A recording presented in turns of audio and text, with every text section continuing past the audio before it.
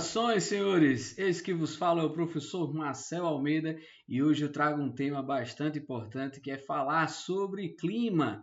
Primeiro, para o nosso Enem, a gente precisa ter noção do que é clima e do que é tempo. Pelo amor de Deus, não erra essa, pelo amor de Deus. O que a gente vê aí de erro nas redes sociais falando sobre tempo e clima não é brincadeira, né? Então a gente precisa desmistificar primeiro esse conceito aí. O que é tempo? Tempo é o estado momentâneo, é o agora. Então, se abre sua janela, abre a janela do seu quarto e você vê lá o tempo ensolarado, né? O tempo nublado, o tempo chuvoso. É um estado momentâneo. Quando a gente liga o jornal, a gente vai procurar saber a previsão do tempo. Ela tem uma análise mais particular, por exemplo. A gente olha a previsão do tempo para planejar uma viagem, por exemplo. Você vai para a praia, não quer que esteja chovendo, né? Quer que esteja ensolarado. Isso você vai analisar o tempo. E o clima? O clima é a sucessão desse tempo, é algo mais habitual, né? Então a gente vê um intervalo de acima de 30 anos para poder codificar e dizer que é clima. Então não erra mais, tá? Clima, sucessão de tempo e tempo um estado momentâneo. Eu vou colocar aqui tempo e clima. A gente já sabe, isso aqui já está fechado. Se ligou nesse? Vamos entender um outro motivo aí. Qual a necessidade de a gente estudar clima? Eu já falei uma aqui. Se a gente fosse analisar de maneira particular, planejar as nossas viagens, a gente estuda o tempo que faz parte do clima para poder fazer esse cronograma correto. Se a gente for analisar de maneira global, por exemplo, uma das funções da agricultura, produzir alimentos, ela tem uma interferência significativa nas condições geoclimáticas. Então você precisa saber o clima, estudar o clima, para que a produção agrícola seja adequada. Então aí eu estou dando dois exemplos. Um exemplo muito mais particular, outro exemplo mais global, ligado à importância do estudo do clima. O que é que a gente precisa mais saber? Nesse primeiro momento vamos falar dos elementos climáticos, que são esses aí. Os elementos climáticos são três, né? É PUT, não esquece. Pressão, umidade e temperatura. Vamos destrinchar cada um aí. O que é pressão? Pressão é a coluna de ar, é o gradiente de ar, densidade de ar presente. Então eu tenho áreas de alta pressão e baixa pressão. Qual é a influência que ela vai ter com o clima? Um dos conceitos bem antigos e simplórios da geografia é perguntar ao aluno bem assim, o que é o vento? Aí todo mundo, o ar em movimento. Mas você tem noção que ele só se movimenta porque existem gradientes de pressão diferentes? E sempre essa locomoção ela vai se dar da alta pressão para baixa pressão? É isso mesmo. A interferência da pressão atmosférica está também ligada à movimentação dos ventos.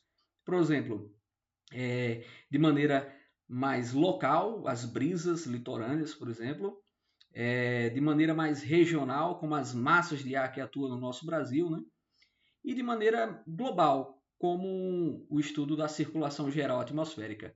Isso é a pressão atmosférica, beleza? Vamos para o segundo aí, umidade. Umidade é a água, é a quantidade de moléculas de água que estão presentes na atmosfera. Quanto maior a quantidade, lógico, a possibilidade de precipitação de chuva que vai estar atuando e interferindo diretamente na condição climática ou pelo menos de tempo naquele momento. A gente tem duas formas de analisar, né, como a umidade absoluta e uma umidade relativa do ar. A absoluta é o 100% que a nossa atmosfera consegue suportar naquele momento. A relativa é uma porcentagem até chegar a esse ponto de saturação, que é o limite que é absorvido pela atmosfera, até chegar à precipitação. A gente geralmente escuta isso aí nas corridas de Fórmula 1, né? Isso é umidade relativa do ar, 70%, então significa que falta 30% para começar a chover. Tranquilo aí no segundo? Vamos para o último, né? Temperatura. Pessoal, temperatura a gente vai estar analisando aí o balanço energético, né? Radiação solar, insolação. Então é aferido em função do calor emitido pelo Sol na nossa geóide. Nunca esquece, a nossa Terra ela aquece de baixo para cima, de baixo para cima. A gente já consegue fazer uma conexão aí. Quanto maior, quanto mais alto, quanto maior a altimetria, a altitude, mais frio é. Então, a temperatura é esse aferir aquecido pela radiação solar da nossa geóide, que tem uma outra situação que interfere diretamente, que é o famoso albedo. Albedo. Albedo é um índice de reflexão e ou absorção de calor dada pela coloração. Então, quanto mais escuro, maior a absorção de calor, Quanto mais claro, maior a reflexão desse calor. A partir daí a gente já conseguiria pensar dessa seguinte forma: as nossas cidades são escuras, né? Principalmente em função do asfalto. A tendência é que a gente tenha uma temperatura mais alta. As nossas zonas rurais, em função da presença da vegetação mais clara, reflete mais uma temperatura mais amena. É isso mesmo. Qual outra conexão que você precisa fazer aí? Temperatura é amplitude térmica. O que é amplitude térmica? É a diferença da máxima para a mínima. Então a gente pode ter maior amplitude térmica ou menor amplitude térmica. Isso a gente escuta no telejornal, né? Máxima de 30 graus, mínima de 26 graus, amplitude térmica de 4. Beleza? Forte abraço, galera. Espero que tenha gostado. Deixa aí o seu comentário, o seu joinha e compartilhe o canal. Valeu!